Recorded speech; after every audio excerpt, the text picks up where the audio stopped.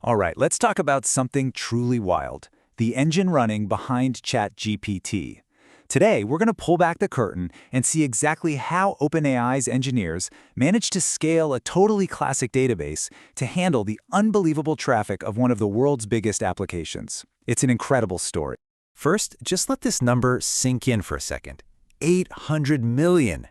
That's not just a big number. That's the number of users ChatGPT is dealing with. And get this, their traffic has exploded, growing more than 10 times in just the last year alone. So the obvious question is, how? How in the world do you serve that many people? Your mind probably jumps to some futuristic, super complex, custom-built database, right? Something brand new, designed from the ground up for AI. Well, here's the part that's going to blow your mind. The core, the beating heart of their entire system, is a single, primary PostgreSQL database. Yep, you heard that right. One main database handling all the new information for what is arguably the biggest app on the planet. So let's dig into this surprising secret. This is a story about taking a traditional, well-respected database and pushing it way past what anyone ever thought was possible. Okay, so how does this magic trick actually work? Well, that one main database isn't doing everything on its own. Think of it like a master chef in a giant kitchen. The master chef, that's the primary database, handles every single new order, all the writes. But then they've got nearly 50 assistant chefs, or read replicas, all over the world. These guys handle serving up the finished dishes to millions of users per second. It's a classic setup, just cranked up to an absolutely insane volume. But as you can probably guess, when your traffic grows 10 times in a single year, things start to break. And that simple, elegant architecture, it really started to groan under the pressure. The cracks were definitely beginning to show. And this is where things get really scary for the engineers. They found themselves stuck in this vicious downward spiral. It all starts with something tiny, maybe a cache fails somewhere. Suddenly, bam, the main database gets flooded with requests. Queries get sluggish. Users start seeing timeouts. And what happens when a request times out? The system tries again. So those retries just pour more gasoline on the fire, creating a feedback loop from hell that could take down the entire service. So why were writes in particular such a huge problem? Well, it comes down to a nerdy detail in how PostgreSQL works called MVCC. The simple way to think about it is this. Imagine you need to edit one word on a page. Instead of just changing that single word, MVCC makes a full copy of the entire page and then makes the change on the new copy. Now, imagine doing that millions of times a second. You get this massive write amplification, so much extra work that can just grind the whole system to a halt. So how did they fix this mess? You can't just buy a bigger computer for this kind of problem. They had to get really smart. And what they came up with was this amazing, multi-layered strategy to tame the beast. First up, they tackled the noisy neighbor problem. You know, when someone in the apartment next door is blasting music and you can't hear yourself think. It's the same idea here. A new feature launch could cause a storm of messy queries. You absolutely cannot let that party slow down the main ChatGPT experience. So they built separate apartments. Critical user traffic gets its own quiet, protected database, totally shielded from the chaos of lower priority jobs. Next, they looked at database connections. Think of it like a popular restaurant with a limited number of tables. If every customer grabs a new table just to take a sip of water, you'll run out of space fast. That's kind of what was happening. So they brought in a maitre d' called PG Bouncer.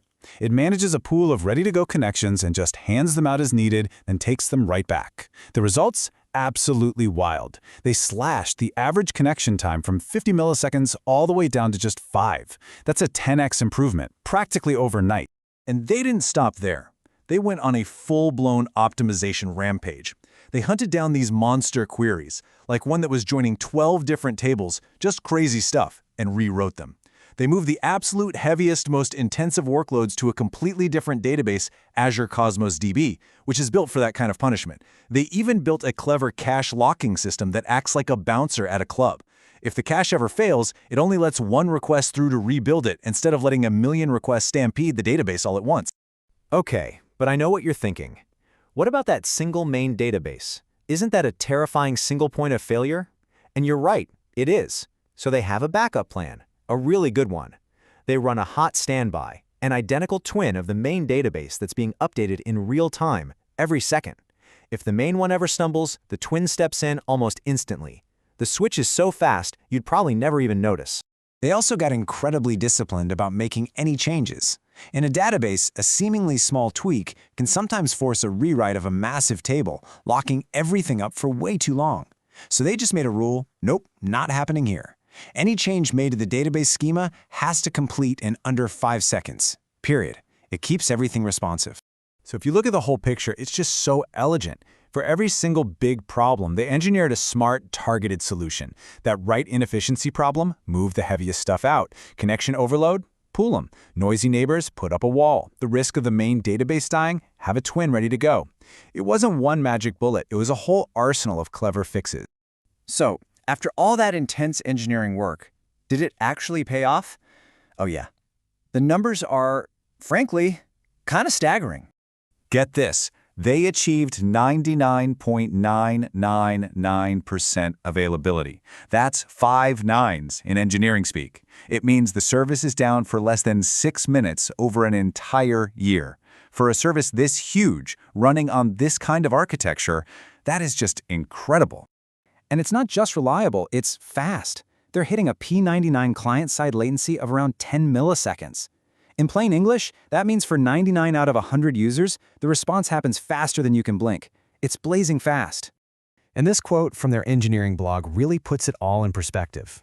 In the past 12 months of explosive, nonstop growth, they have had only one single highest severity incident related to their database. Just one. And you want to know what it took to finally cause that one incident? A new feature went so viral that over 100 million people signed up in a single week. That caused a 10x surge in their already massive write traffic. It took an event of that magnitude to even make this system sweat. But of course, they're not stopping. The journey to scale never really ends. So what's the game plan as they march toward 1 billion users and beyond? Well, here's what's on the horizon. Right now, the main database talks directly to all 50 of its helpers. The next step is something called cascading replication. Think of it like a chain of command. The primary tells a few lieutenants, and those lieutenants pass the message down the line. That way, the primary doesn't get overwhelmed, and they can scale to hundreds of replicas. And for the really long-term future, yeah, they're finally exploring breaking the database up into smaller pieces, or sharding it. So, what can we all learn from this? I think there are a few huge takeaways here. First, don't underestimate the classics. Technologies like PostgreSQL can be pushed to unbelievable limits. Second, there's no magic fix. Stability at this scale is all about a layered defense. And finally, you have to be proactive. You can't wait for things to break when you're growing this fast. You have to fix problems before they even start. Which leaves us with a final, fascinating question. OpenAI smashed through this massive database wall with some truly brilliant engineering. But as AI continues its march towards 1 billion users and more, what do you think will be the next great engineering challenge? What's the next impossible wall that needs to be torn down? Thanks for joining this breakdown.